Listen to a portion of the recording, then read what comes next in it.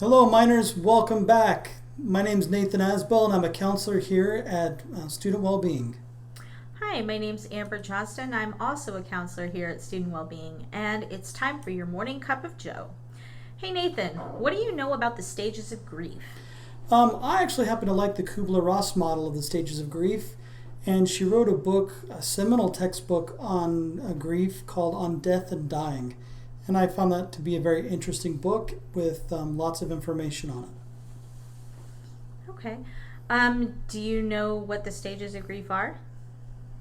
Yes, and it's using the abbreviation DABDA, and it goes through denial, anger, bargaining, depression, and acceptance. And when we talk about grief, we're not just talking about death. We're talking about anything that we're feeling a sense of loss. So maybe an internship that you didn't get that you wanted, or loss of a relationship, or any time that you feel like maybe you lost out on something. Right, I think all those stages of grief play out. And what's interesting about the stages of grief is that they're not always linear. Sometimes people can go back and forth within the stages of grief, but typically either they're all there or a lot of them are there when we're grieving about different aspects of our lives. Well, I have a perfect pop culture reference that will help us explain the stages of grief. Okay. Okay. I I think they're best embodied by the Doctor's regenerations in Doctor Who in the new series that started since 2005. Well, you've got me lost there. I'm not a big Whovian, but I want to hear this story and I'd love to hear your explanation. Okay. So it's not the one thing we have to know about the Doctor Who and his regenerations is each one isn't a perfect embodiment of any of the stages of grief, but what they show is a slow transition through the stages with occasional flashbacks to prior stages, kind of like what we talked about with how grief really does work. Um, as stated, the first stage is denial. When the series started in 2005, we had Christopher Eccleston, and he was playing the Doctor as the Ninth Doctor. And just prior to the start of the show, the Doctor was faced with an impossible choice, and he had to choose between saving the universe and killing off his entire race and blowing up his entire planet.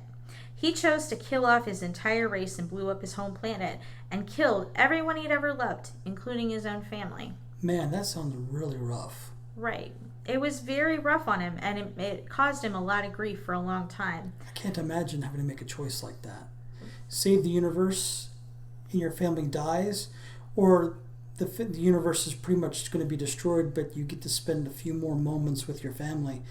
That's a tough decision, I think, what that would be for anybody. And to know that you're the one that has your finger on the trigger of that. Right. And so Eccleston is the Ninth Doctor, and he's the first Doctor that incarnated after what we call a War Doctor, or the Eighth Doctor, or, well, he wasn't the Eighth. He's an actual missing number Doctor between 8 and 9. And he is pretending like nothing ever happened.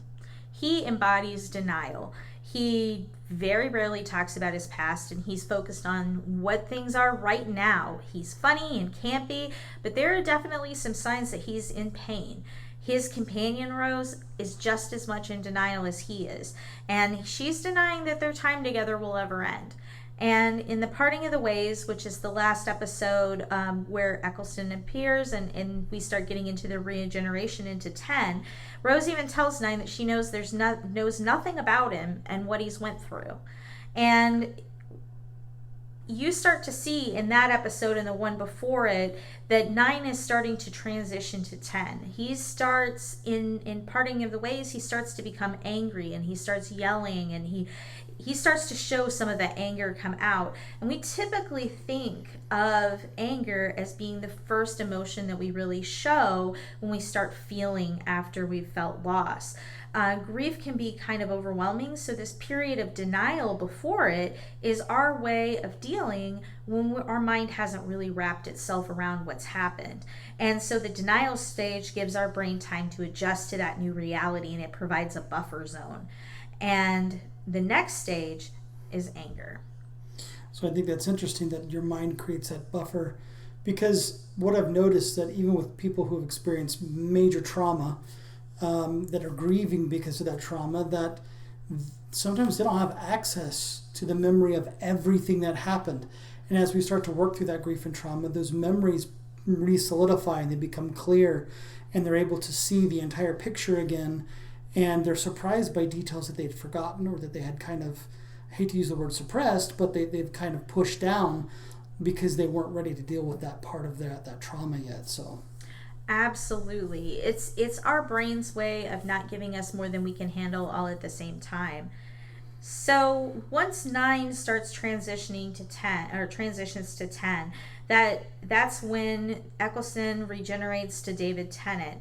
We again see the funny campy doctor. However, this doctor is a little darker and he's a lot more angry compared to the lighthearted 9. Instead of rarely seeing 9 get angry, we begin to see 10 get very angry very frequently. And he gains the companion later on, Donna, who's sassy but also is very angry. And she becomes a great companion to Tennant and even calls him out when his anger gets too much out of control and starts to escalate. Anger tends to be the first thing we feel when we start feeling our emotions. And anger is natural and it's generally a response to feeling out of control and a myriad of other emotions like sadness and loss. So just like anger isolated 10, it isolates us too. And 10 tries really hard to travel alone and isolate himself from others. But however, people like Donna won't let him be alone. And we should all strive to find Donna when we feel this way. right, and we also shouldn't be so hard on ourselves when we start to experience those difficult emotions. It's natural and it's part of our emotional experience as we are going through grief. Sometimes when people are stuck in their trauma, it's really great to see them get angry because I know they're starting the process of reawakening feelings within themselves. And anger oftentimes is called a secondary emotion. Mm-hmm. So it's proof that the grieving process has begun for some people. Exactly. That's when we know that somebody's starting to get in touch with their feelings and they're starting to be able to feel something. Because when we're stuck in that denial stage, we're really kind of numb. Our memories of what happened are kind of fuzzy. We've really not faced it, and we're just not feeling anything at all. By the time we get to anger, we're starting to feel those emotions for the first time and starting to experience our feelings. So just like we get through 10 feeling his anger, he starts moving towards the next stage of bargaining. And you really see this in the first evidence of this in the Silence of the Library when he meets Riversong. And this one, he decides that time can be rewritten. Riversong dies at the end of the episode, and he then saves her literally to a computer drive that he had installed on his sonic screwdriver. He tries to beat death and rewrite history because he doesn't want to accept what has happened. And we start to see it again when he saves Captain Adelaide on the waters of Mars, which he would not have done in early incarnations. He's bargaining. He's trying to save things from the fate that time has given him. He wants to change things. He wants to make things different. And so when he regenerates from 11 to 12, you start to see the bargaining at full power. And the 12th Doctor is played by Matt Smith. And now his bargaining, he tries to keep Amy and Rory and River with him as long as possible. And he starts using everything in his power to have control over things. And that's kind of how people are when they're in their bargaining. Bargaining is our effort to retain some control over what's happening in our lives. We feel very powerless, and we tend to turn our bargaining over to a higher power, promising to be better if the person or the thing that we love is saved. Bargaining is our way of trying to regain the feeling that we have power over what's happening us. So you start to see that, and you start to see that he is trying to control the things that are happening. And you start to see him towards the end move from bargaining over to depression, especially after Rory and Amy leave. So trying to regain power, we tend to bargain with higher power. We tend to bargain with ourselves. We can even bargain with the dead, so to speak, trying to get them to come back or trying to regain that which was lost. I guess grief does imbue us with a sense of hopelessness or powerlessness that we can sink into, and bargaining is an attempt to regain power and control. And that's very difficult to experience and to go through. Very much. Then the next, right about here in the timeline, is when the Day of the Doctor special happens around the end of 11's time, and he changes the death of his race, and he ends up saving his race, but they're still inaccessible to him, and they're still lost, and they're just stuck in a pocket of universe. He can't get a hold of them. And now we go into 12, and 12 is grieving, but his process is sped up a little bit. So with 12, which is played by Peter Capaldi, we're really seeing depression. And 12 is sad. He's grumpy. He treats his companion Clara pretty badly. He's pretty rude to her and dismissive and definitely sarcastic. They even had him played by an older man. His clothes are even black. His depression and sadness happen. We start to really feel the loss and hope that things will change. We start to pull inward, and we may push people away. You'll see 12 do this frequently with Clara. However, even though he's rude to Clara, he doesn't want to be left alone. If she drifts away, he pulls her back in. Much the same way that going through grief, we may be grumpy and rude, but that is the time that people need us the most. And I think it's interesting that the Doctor is trying to pull people towards him. And I think that's a fairly solid strategy for a lot of us, that oftentimes when we're experiencing depression, and especially depression from grief of some kind, and that sadness, that drawing people to us, drawing people towards us can help us to stabilize a bit more.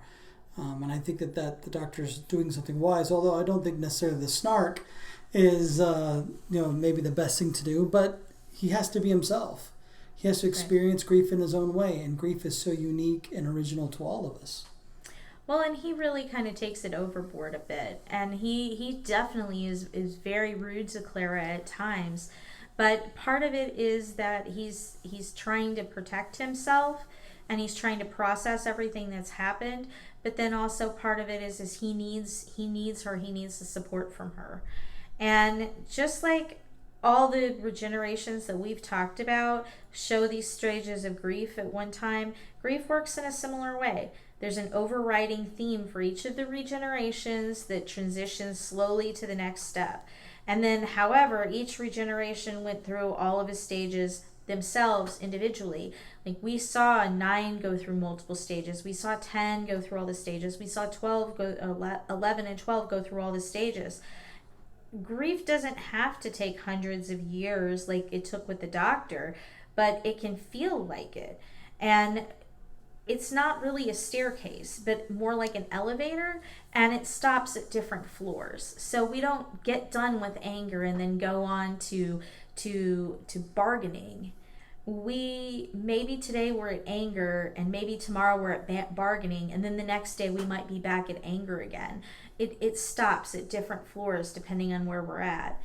And it takes, every one of us has to go through grief in our own way. And whatever it takes, whatever time it takes for you is perfectly normal. I would also like to just make mention of the acceptance piece.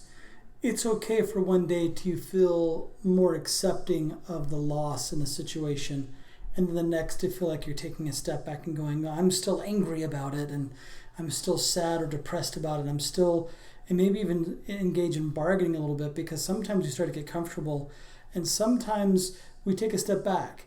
And those steps back aren't really steps back, they're steps forward.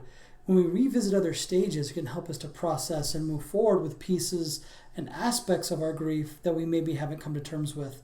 So you can accept one part of your grief, but maybe not the grief in its totality. Exactly. So you can go back and forth processing different parts of the grief and the experience that you have at the loss. And we have to remember that when we lose, let's use the example for an internship. If we don't get an internship we want, we're not just talking about the grief, going through the grief and loss of not getting the internship that we thought we were going to get. We're also going through a restructuring of what we thought our future would look like with that event in it. And so we have to rewrite all of that. And so there's various pieces, like you said, that we have to grieve, and it's more than just a single thing. So what are some things, Nathan, that we can do to help us when we're feeling grief?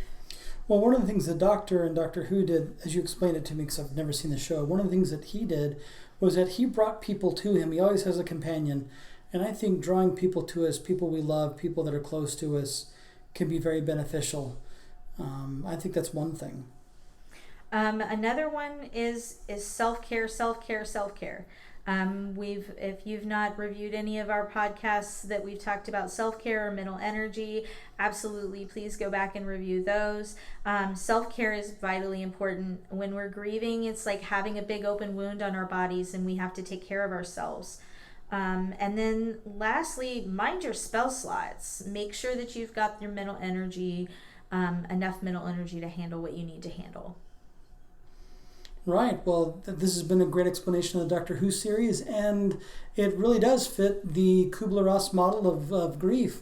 And so thank you for sharing that, Amber. I appreciate it. Okay. Well, thank you guys, and we'll see you next time. For more information about mental health and wellness, contact Student Wellbeing at 204 Norwood Hall. And you can also give us a call at 573-341-4211. The song Happy Days is brought to us by music from www.free-stock-music.com.